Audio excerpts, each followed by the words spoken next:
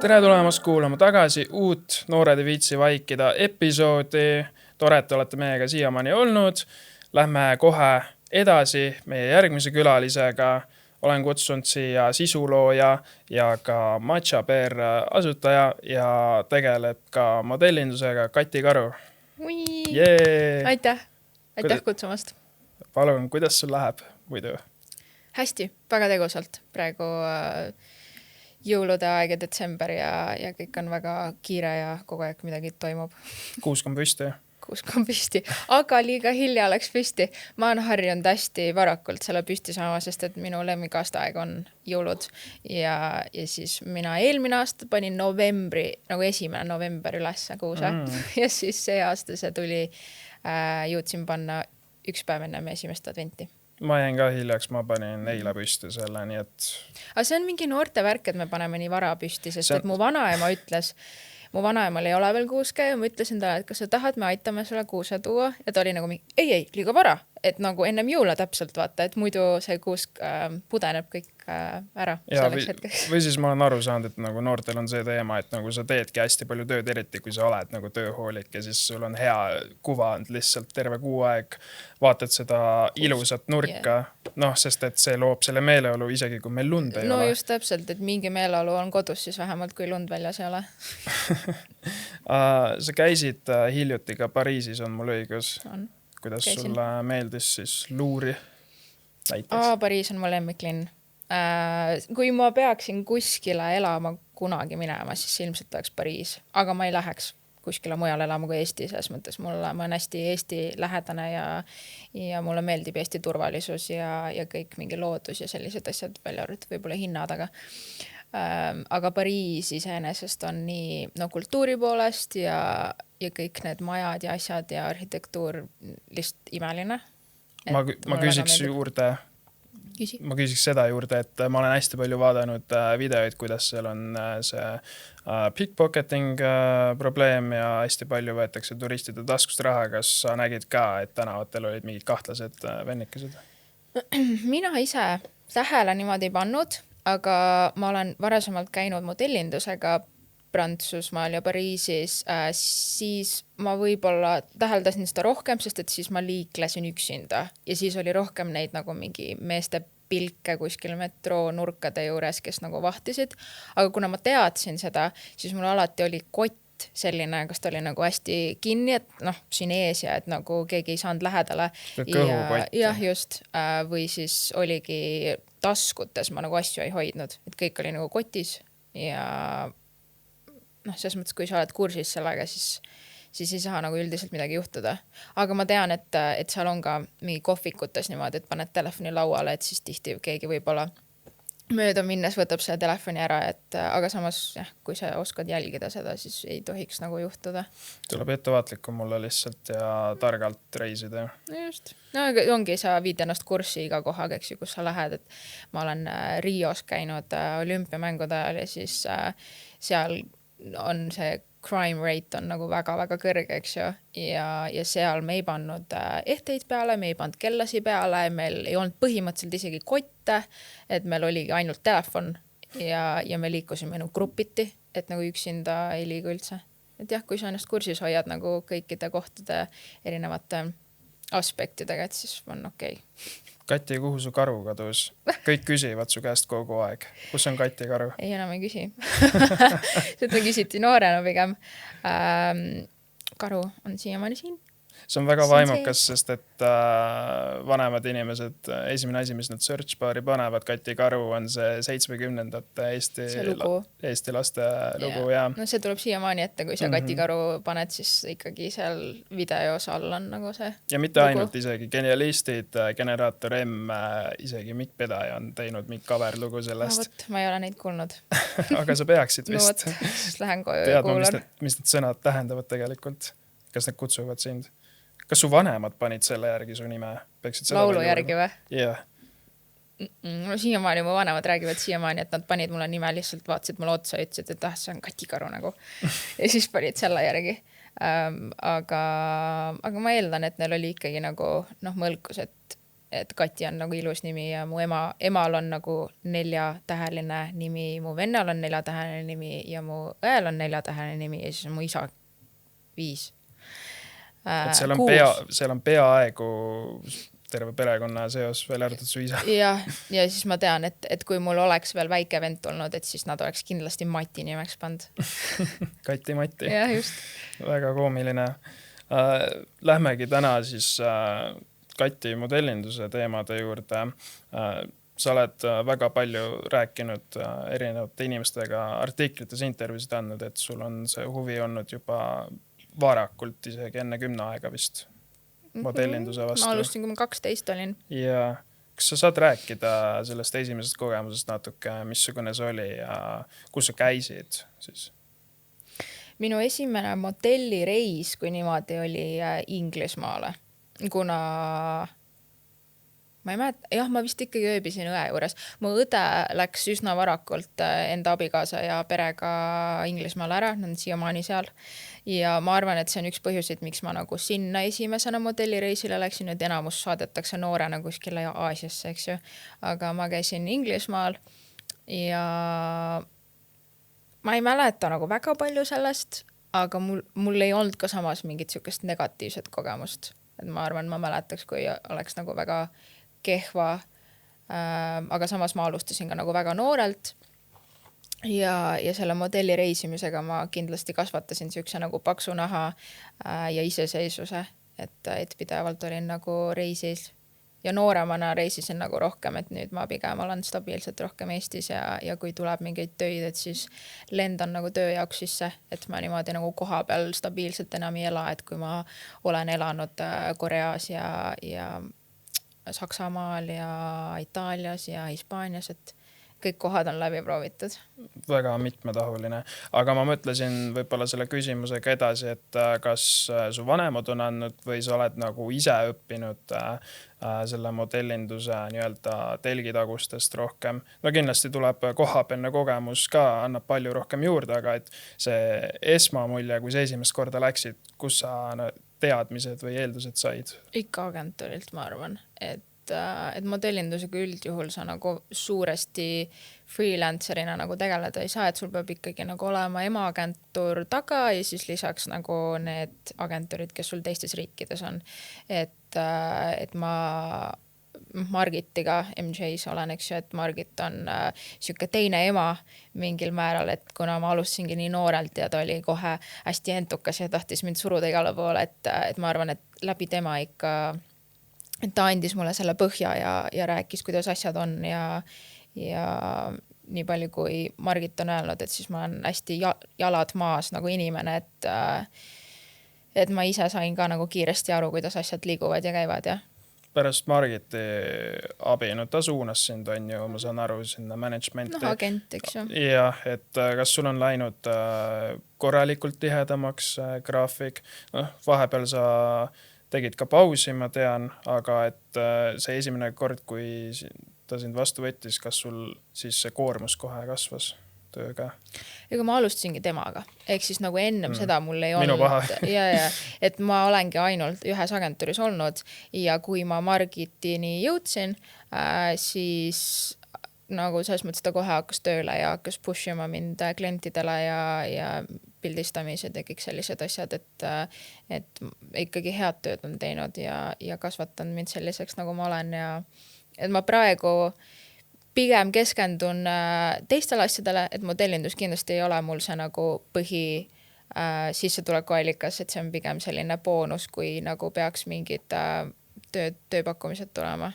Ja sa tegeled väga palju sisuloomega ju lisaks. Ja, mitmetahuline.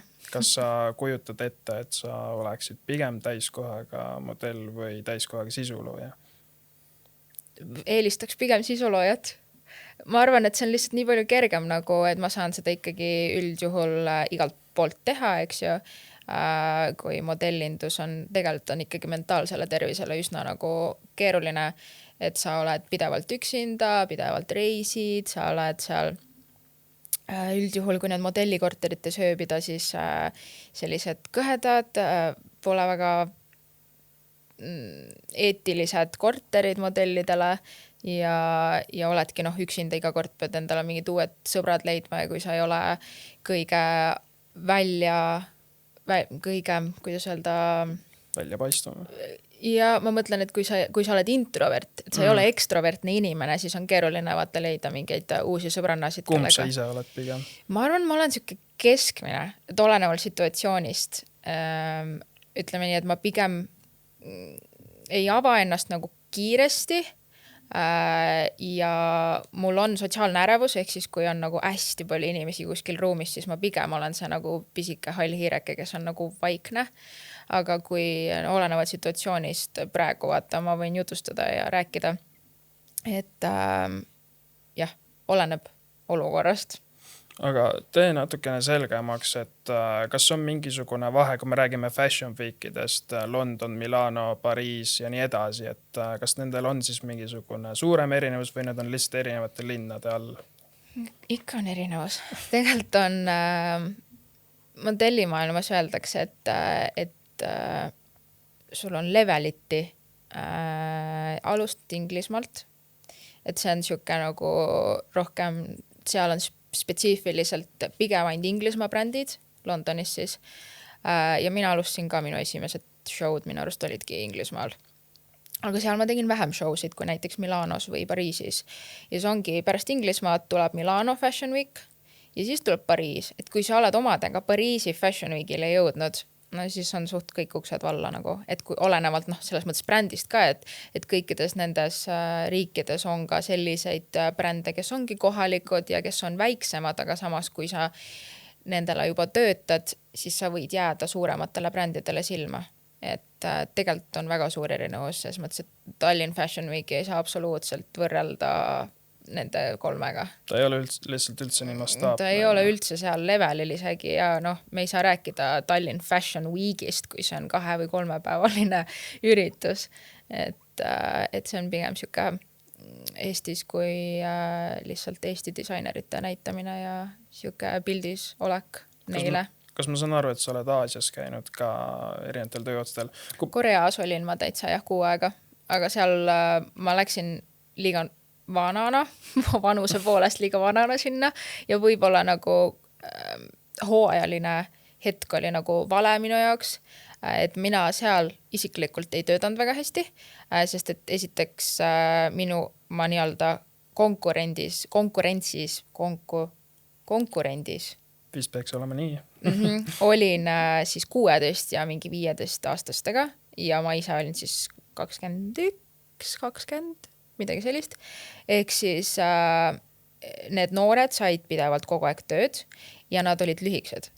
Ja need Korea brändid ütlesidki mulle pidevalt nagu mingi, et you're too tall for us nagu. Et sa oledki liiga pikk. Et veits valel hetkel läksin sinna, aga samas oligi siuke nagu tasuta reis Koreasse. Ma kujuta ette jah, kuidas korealased vaatavad koha peal nagu eurooplastest, et ma olen hästi palju kuulnud body shamingut ja nendel ongi väga kindlad kriteeriumid modellide juures eriti. Ega mul oligi, mingil määral mul oli hästi suur kultuurishokk, kui ma sinna jõudsin.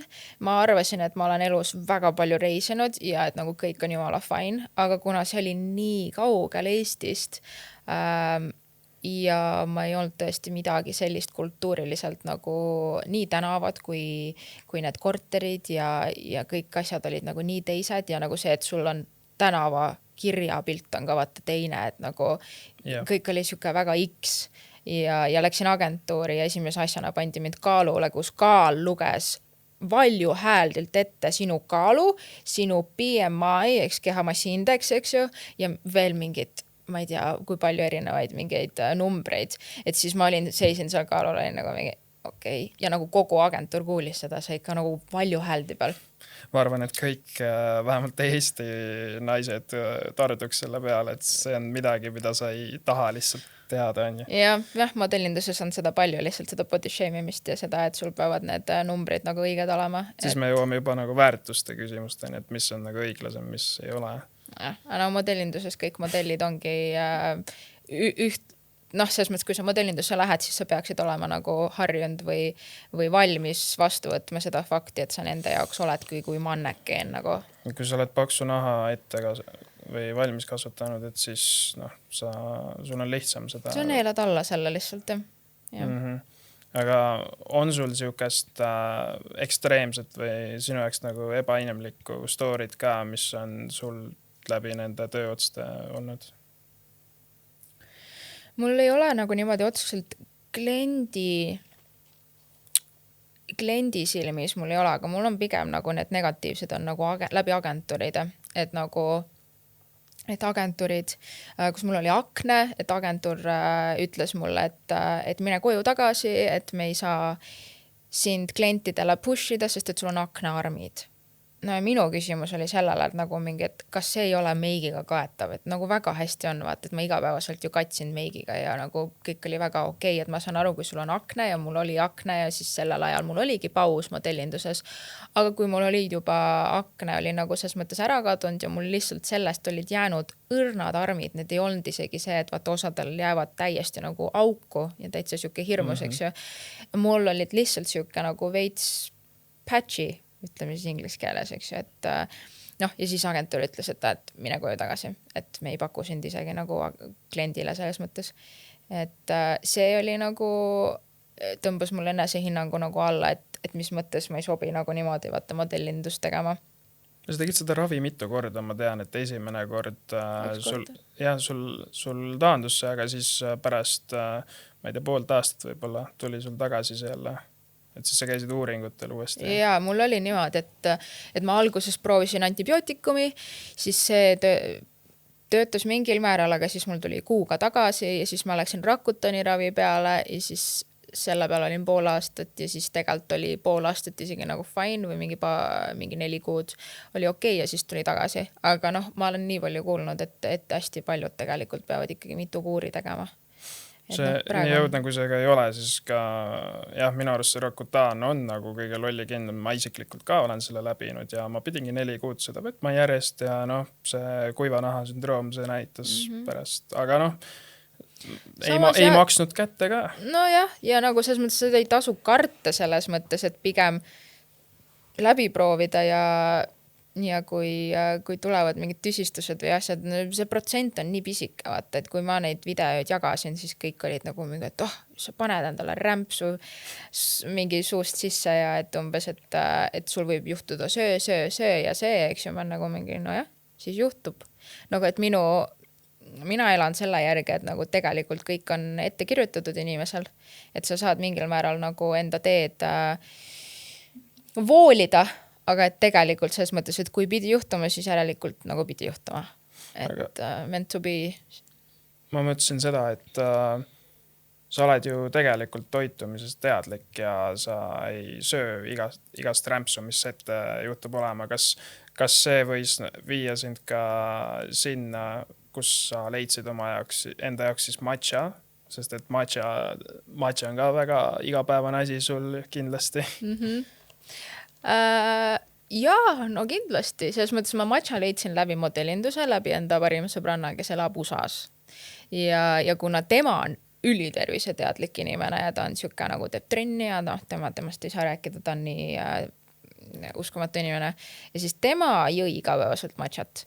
Ja kuna mina selleks hetkeks ei olnud nagu väga mingi kofeiinitarbija, aga Itaalias olles seal ikkagi sa võtad selle espresso hommikul, et ennast veits särkvana hoida. Siis mu sõbranna pakkus mulle matchat, ütles, et see on kõige parem asi nagu. Aga mina ei olnud sellest nagu üldse teadlik, et selline asi nagu on, et sa jood rohelist teed ja et see on kui nagu kohvi asendaja siis, eks ju. Ja läbi selle siis nagu hakkasin proovima ja tarvitama ja tänu matchale sul tekkis idee ka luua oma siis bränd ja vaata, kui kaugele sa oled juba jõudnud sellega. Selles mõttes ma hakkasin seda nagu sotsmeedias jagama, et ma seda joon, eks ju, ja kuna see selleks hetkeks võib-olla oli ka mingil määral jõudnud Euroopasse rohkem nagu trendiks, et nagu ta USAs oli ju nii kaua olnud trendikas toode ja kõik mingi megalt tarvitasid seda.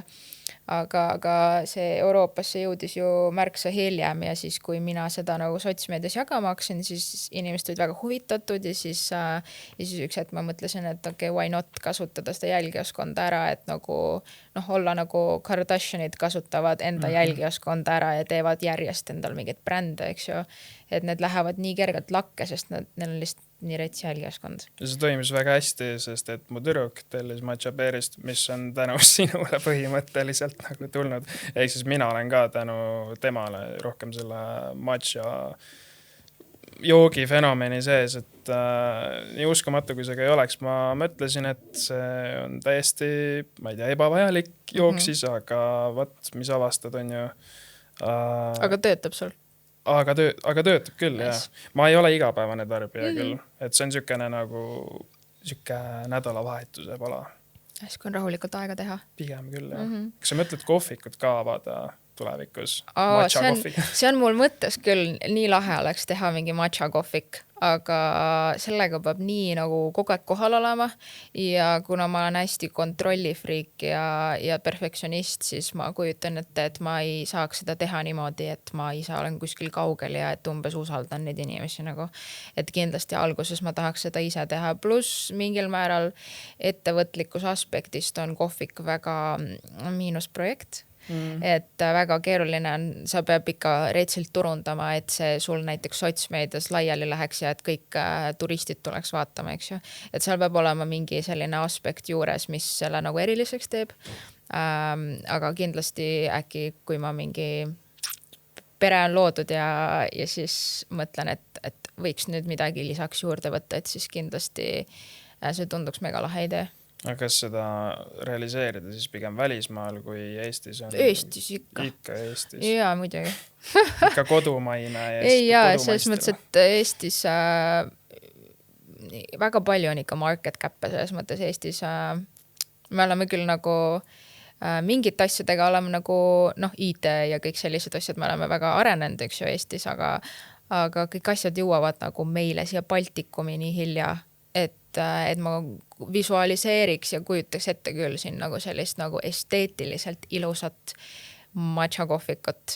Et 5 või 10 aasta pärast me näeme kõik 50+ tädid ja mehed joovad matchat. See oleks ideaalne pilt just. Ja, sinna me üritame pürgida ka, et just jõuda nagu vanema generatsioonini ja nagu pakkudagi neile just seda kohvi alternatiivi, sest et neil ongi tihti on vererõhuga probleemi või tulebki sellest kohvist tuleb ärevus, eks ju, või värinad, et nagu see on nii ideaalne viis, kuidas seda vähendada ja mu vanaema näiteks lõpetaski kohvi joomise mingi selline aasta tagasi, siis ütleski, et Kati, et ma tahan proovida ise seda matchat teha, et ma ei saa kohvi juua enam, et kõik nagu väriseb. Et siis viisin tema ka nagu matcha peale. Ja matcha on vist tee kohvi vahepealse kofeiini sisaldusega on ju? Ta tegelikult isegi ei ole kofeiini osas väga palju, tal ei ole vähem kofeiini kui kohvis, olenevalt kohvist ka, eks ju, kui kange sa selle teed, aga tal kofeiin on üsna sarnane, vähem natuke küll, aga lihtsalt kõigeks lisaks sellele on seal nii palju muid vitamine, mineraale, antioksidante ja mingid aminohapped ja asju, et see on nii süke super toit. Kas keegi on sulle otsa ka öelnud, et see on täiesti jabur projekt, mille sa lõid või oled sa nagu saanud mingit heiti sellega? Niimoodi ei ole öeldud, aga inimesed ikkagi ütlevad, et mis asi see matcha on, nagu, et rõve ju. Et see matcha on nii siuke 50-50, kas inimesele meeldib või ei meeldi nagu. Seal vahepealset varianti ei ole, et ma võib-olla vaata natukene. Jah, selles mõttes, et osad inimesed võib-olla nagu mekivad, aga neil ikkagi ei maitse, eks ju. Aga samas ma olen ka kuulnud selliseid stories, et inimene proovib mingi 5 korda, ei maitse, 6 kord võib-olla juba maitseb, eks ju. Et osadel võib-olla maitsemeeled harjuvad, teistel lihtsalt roheline tee, kui niimoodi nagu ei maitse. Aga sellest ei ole ka nagu midagi hullu selles mõttes, et ei maitse, siis ei maitse, ega me ei suru nagu peale, vaata pigem nagu me pakume lihtsalt alternatiivi, mis on tervislikum. Kuidas sa näed, et su vaimne tervis on muutunud ikkagi paremaks pärast matcha tarbimist ja seda hetke, kui sa avastasid selle enda jaoks üldse? Jah, ma kindlasti tunnetan seda, et kui ma olen matcha hommikul ära joonud, et siis ma olen kuidagi nagu 2 jalaga maa peal ja nagu rahulikum, et võib-olla ei teki seda mingit ärrituvust nii kiiresti, et see ikkagi on nagu siuke hästi rahustav efekt on mingil määral, vähemalt minul on matšaga selline, et eks see kõik oleneb nagu inimesest, kuidas talle matša mõjub. Aga kindlasti seal on ju palju tervisele vajalikke elemente sees. Kas teaduslikult on tõestatud ka, et kui sa mingisugust toitu tarbid matša kõrvale, et siis selle kooslus on näiteks halb? Või ei ole siukest asja kindlaks tehtud? Minu arust mitte, pigem lihtsalt vastupidiselt soovitatakse alati nagu söögi kõrvale seda võtta, et kuna ta on hästi et ta on mingil määral nagu rauda soovitatakse nagu matša kõrvale juurde tarvitada, et kuna ta võib mingil määral, kui sul on raua puudulikkus, siis see võib mingil määral kuidagi seda sügavdada, et siis seda ma tean, seda aspekti, aga üleüldiselt matša sobib nagu kõigega, ei ole nagu midagi, kuna see on nii looduslik, see on lihtsalt teeleht, et nagu see oli üleskutse, et kindlasti proovige, enne ei saa teada. No just. Absoluutselt. Sa oled nii palju asju teinud, nagu ma saate alguses ka ütlesin, aga kas sa tunned, et vahepeal sind koormab üle see kõik, et sul on nagu ettevõte, siis sa oled järjepidevalt nagu pildis, siis sa teed ka tööd. Kas see viskab üle ka vahepeal? No jaa, muidugi. Ma vahepeal tahaks küll lihtsalt tõmmata Stepslist juhtme välja ja olla nagu mingi, ma nüüd ei tegele enam sotsmeediaga või et ma nüüd olen 6 aega kuskil ära, eks ju, aga kui sa oled pidevalt seal pildis, siis kui ma astuks kõrvale, siis automaatselt kahanevad ka jälgijad ja kõik see kaasatus ja levik, eks ju, et see on oluline kogu aeg ikkagi pildis olla ja ma ise tunnen nagu veits kehvasti ennast päevadel, kui ma ei postita mingit story't, mida tegelikult tuleb palju ette, sest et mul ongi, ma tegelen teiste brändide turundamisega ja kontode haldamisega ja see on mul nagu igapäevane töö ja kui ma koju jõuan ja ma ei olegi nagu enda jaoks ühtegi mingit pilti või story't või asja teinud, siis ma ei viitsi seda teha, kui ma olen seda nagu terve päev teinud, et see ongi mingi nädala sees, ma postitan storiesi nagu vähe, kuigi tahaks rohkem, aga lihtsalt ei jõua, see ongi nagu, peaks olema mingi mänekas, kes nagu teeb pilti minust samal ajal, kui ma tegelen nagu teiste asjadega. No täpselt, et sul on taustajõud ja sa saad ise ka korraks tuuri maha tõmmata. Ja, sest et matšabeeriga selles mõttes siiamaani on tiim ainult 2, 3 tegelikult, aga et et 2 inimest tegelevad sellega nagu niimoodi nagu konstantselt hands on, eks ju, et mina ja mu tööpartner ja et meil ei ole nagu tiim kasvanud veel, kuigi me oleme üle 2 aasta sellega tegelenud ja tegelikult teoorias ju võiks võtta kellegi appi, aga jällegi siin tuleb käiku see, et ma pean seda inimest tundma, ma pean teda usaldama ja kuna matša on nii nišikas teema, siis väga vähesed oskavad sellega võib-olla niimoodi tegeleda, et kui ma tahaks võtta, et keegi teine tegeleb matšabeeri sisuloomega siis niimoodi, eks ju, et siis see inimene peab olema esiteks, kes reaalselt ka ise seda tarvitab, eks ju, ja et sellist inimest on võib-olla keeruline leida. Vähemalt baasteadmised ja ikkagi nooremapoolsem inimene just tegeleks. Mis su peamised tegevused on, et ennast Stepslist välja tõmmata? Alguses rääkisime reisidest, on ju, aga kui sa kodus oled? See, mida fännid ja jälgijad ei tea väga. Ma arvan, et jalutamine, selles mõttes mul on kutsu, eks ju, et temaga on nagu, kui me tema võtsime, siis mul stepid ikka normilt tõusid, et selles mõttes, et ennem oli see, et pigem ma liiklesin kogu aeg autoga ja siis neid samme tuli nagu liiga vähe, aga nüüd koeraga on väga mõnus, et saab ikkagi aeg-ajalt ka nagu jalutada ja nagu pikemaid ringe teha ja see värske õhk nagu puhastab, et ma jätangi telefoni täitsa koju nagu jalutamiseks ja ikkagi meeldib telekat vaadata. Palju sa jälgid uudiseid? Ikka jälgin. Selles mõttes mu isa on alati olnud selline, kes nagu kella 9 paneb selle Aktuaalse kaamera peale, nagu, et ma kasvasin üles sellega, et kell 9 on on kõik nagu diivanil ja vahivad seda Aktuaalset kaamerat. Et ikkagi jälgin ja aeg-ajalt selles mõttes, kui mingi artikkel ette tuleb telefonis, eks, siis ma nagu klikin peale, kui tundub huvitavam. On sul mingisugune teema, vähe aktuaalsem teema, milles sa oled mõelnud, et sa nii väga tahaksid kaasa rääkida, kui sul pult andaks? Nagu ma arvan, et see missi teema, mis sa mulle edastasid, et see on nagu selline teema veits, et see on nagu nii pea peale keeratud, see missinduse räägime siis sellest missinduse skandaalist ja missinduse võistlusest, mis vahepeal leidis aset. No igatahes seal oli jah, lihtsalt seal on nii palju nagu ma arvan, et kontekstist välja võetud asju nagu ja alati kõigel on nagu 2 poolt, aga nii palju ta nagu jagas seda, kus ta oli nagu nii šokis ja samas ta ütleb, et ta on modellindusega varasemalt tegelenud ja minu arust see on nii mind ei üllatanud üldse karvavõrdki see, et sa lähed sinna ja sulle öeldakse, et kõik on nagu võrdne ja võrdõiguslikkus, aga et tegelikult ei ole. So what? Nagu selles mõttes, et sa oled üles kasvanud, kui sa oled modell, siis mitte midagi ei ole võrdne. No, sa peadki olema sa oledki see manneke, nagu, et sind kasutatakse ära ja see ei ole muutunud ja see ei muutu. Et selles mõttes, et ja missindus veel rohkem, nagu, et sa lähed sinna iluvõistlusele, nagu, mida sa eeldad?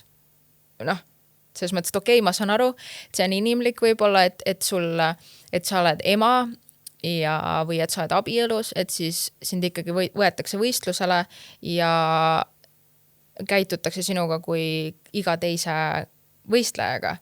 Sellest ma saan aru, sellest poolest, aga nagu sellest poolest, et sellest teha nii suur mingi draama ja astuda võistluselt kõrvale, aga ma saan aru, et võib-olla, et okei, käibki nii hullult talle vastu moral, kuidas öeldakse eesti keeles, moraalse nagu mingi asjaga, eks, aga ma arvan, et see kogu on veits siuke pea peale pööratud. See on nagu natukene üle võlli keeratud, et ta astuski kõrvale konkreetselt.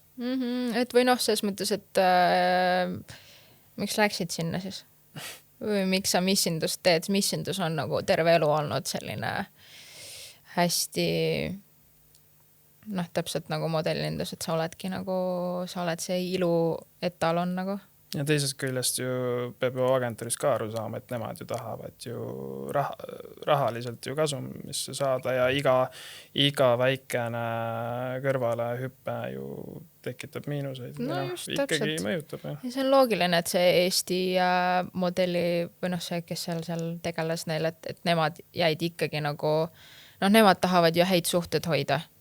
Et nad ei hüpanud kohe nagu Regina vist oli nimi.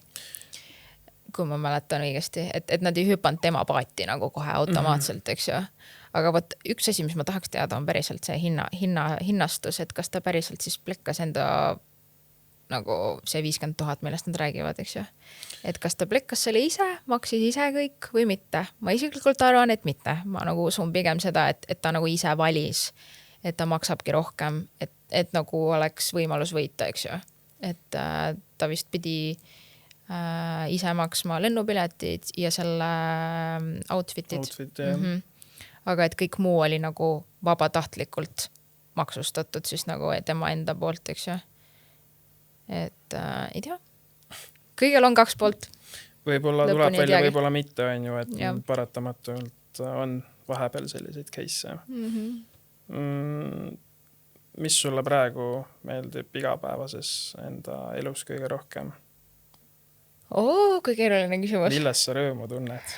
Oma kutsust. Kutsu on number 1 ja siis tuleb töö või pere? Ei, mul on ikkagi elukaaslane number 1 ja siis tuleb kutsu. Et ma arvan, et mul meeldib see, et kodu on nagu safe space. Et ma lähen sinna koju ja siis saan seal nagu rahulikult olla.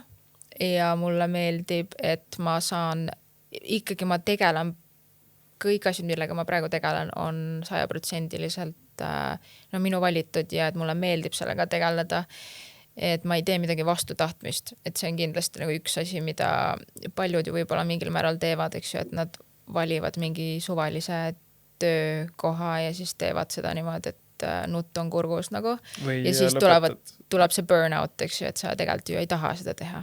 Või lõpetad eriala, mille tööd sa või sa ei lähe edasi seda tegema, eks ju. Jep, mul on ka hästi palju sõpru ja sõbrannasid, kes lõpetavad mingi asja ja siis lähevad täiesti X asja ma nagu võin relate'ida ka, aga see ongi vist see, et nagu sul on see peer pressure ka samas nagu kuhugi minna ja saada see diplom kätte, sest et kõik lähevad kõrgharidust omandama tänapäeval pigem. Mina ei läinud kohe näiteks. No vot, siin on vaata mingi erinevus on ju jälle, et aga minu isiklik kogemus ja tuttavate pealt on jällegi näha, et sa pead minema või sa ei ole või sa oled mitte keegi justkui, et see on... Jah, seal on kuidagi see nagu, et see on patt, kui sa ei lähe umbes edasi midagi õppima ja seda vaadatakse ka imelikult, et ma lähen mingi paari aasta pärast, vaata. Sa oled uhke selle üle, et sa said kraadi kätte ja sa saad sellelt õpitud teadmisi kasutada ikkagi. Ikka olen. Selles mõttes, et ma tegin kõike online'is, see oli ikkagi täiesti full nagu pakka mahult ja see oli hästi intensiivne ja ma pidin iseennast nagu push ima, aga kuna see oli kõik läbi arvuti, siis ma ise Barcelonas kohal ei käinud. Ma õppisin siis Barcelona ülikoolis seda Fashion Luxury Business Managementi ja siis lõpetamisele ma ka ei hakanud suvatsema minna nagu, sest et ma ei tunne ju kedagi. Et ma lähen sinna lõpetamisele ja siis ma vaatan nendele õpetajatele otsa nagu mingi tere, meeldib tutvuda, head aega. Said virtuaalse diplomi kätte ja tšaubad ka ju. Diplomit muideks ei ole veel siiamaani kätte saanud. Ja see saadetakse postiga ja seal on mingi, läheb nii kaua aega sellega. Siis tulevad postikulud juba uus probleem.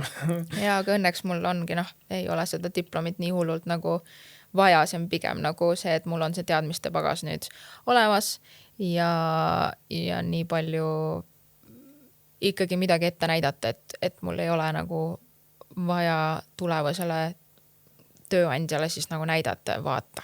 Ja et CV-s või LinkedInis on olemas info, et võtta see. Aga sul oli fotograafia ka vist kunagi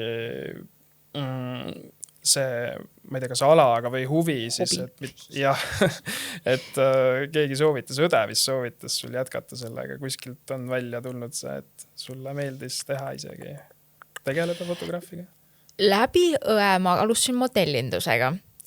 Ma ei mäletaks, et ta mulle oleks soovitanud pildistamist, aga pildistamise ma võtsin vist ise endale mingi südame asjaks ja siis mingi aeg mul oli Instagram pildistamise jaoks, kus ma nagu postitasin mingeid pilte ja nagu imo oli suht okei, aga see oli jällegi see, et ma ei arenenud sellega nagu kuskile aga ma ise ka nagu väga ei surunud, et keegi võõras oleks saanud nagu tulla, et ma pigem postitasin lihtsalt enda mingid sõbrannade pilte ja mingid loodusfotograafiat, aga see huvi on selles mõttes üle kandunud ju sisuloomesse. Et mingil määral see professionaalsus ja see kajastub nagu sinu postitust. Et see nagu, et ma näen seda detailsust ja kuidas ma tahan, et mingi asi oleks, eks ju, et ma ei tee nagu üle puusa mingeid postitusi. Et see on kindlasti nagu tulnud sellega kaasa, aga mingil määral ikkagi nagu fotograafia huvi on südames. Aga ikkagi modellinduse juurde jõudes, millist nõu sa annaksid sellega alustavale inimesele, mis ta peaks ikkagi teadma kaasa võtma? Mina arvan, et see paksu naha kasvatamine on nagu üks olulisemaid asju. Sest et modellindus on nii retsala, hästi diskrimineeriv ja nagu see body shaming, nagu sa ise ütlesid, eks ju, et kui sa lähed modellindusse, siis sa pead olema valmis saama ka sittasid sõnu nagu sõna otseses mõttes, et sulle öeldaksegi, et sa pead see 2 sentimeetrit endal nagu alla saama, eks ju, ja see ongi nagu see, et sinu jaoks on 2 sentimeetrit nagu mingid what the hell, nagu, et kus see tuleb pildil näha, et palun näita mulle. Aga aga ma tean ka siukseid nagu case'e, kus oligi Itaalia agentuuris üks meie agentuur, üks kõige peenemaid tüdrukuid nagu selline piitspeenike ja ta oli kont, nagu konkreetne kont ja siis ta tuli agentuurist ja ütles kõigile meile nagu kui sõbrannadele, et tal agentuur oli öelnud isegi temale, et sa pead 2 sentimeetrit alla võtma. Et nagu, kui sa põhimõtteliselt juba ei söö nagu ja siis sulle öeldakse veel, et võtta alla, et seda body dysmorphiat ja kõike seda on modellinduses hästi palju, et siis sellepärast peab see paks nahk nagu kindlasti olemas olema, et sa ei võtaks kõike hinge. Ja samamoodi, kui sa ei saa ühte agentuuri, kes ütleb näiteks seda sama asja, mis sa nimetasid, et siis mitte kohe lihtsalt alla anda. Ja kindlasti, kui see on nagu mingi asi, millega sa kindlalt tegeleda tahad, et siis edasi pürgida ja võib-olla sellel hetkel sa oled siis äkki liiga noor, et proovida siis mingi aasta pärast et uuesti, eks ju. Et sama nagu töö otsimistega tegelikult ju, et sa ju applied ennast väga mitmesse kohta, ennem kui sa reaalselt ju töö saad üldiselt, et sama on ju modelliagentuuridega, et kui sa ise otsid seda, siis tegelikult peaks kõikidesse võimalikesse agentuuridesse ennast nagu kirja panema. Ja siis nemad ise sirvivad välja sobiliku kandidaadi. Kati, aitäh sulle saatesse tulemast. Aitäh! Loodan, et sulle meeldis. Mul oli väga vahva. Jaa, väga chill mõnus. Aitäh, väga tore. Aitäh sulle ja aitäh teile, kallid vaatajad, kuulajad. See oli järjekordne Noored ei viitsi vaikida episood. Jälgige meid ikka Õhtulehest, TikTokist ja Instagramist. Meil on ka OL Noored ehk siis noorteportaal eraldi. Paneme selle siia kõrvale. Saate jälgida meid ka sealt ikka ja edaspidi, kui veel ei ole. Aitäh, Kati, viimased sõnad. Tšau!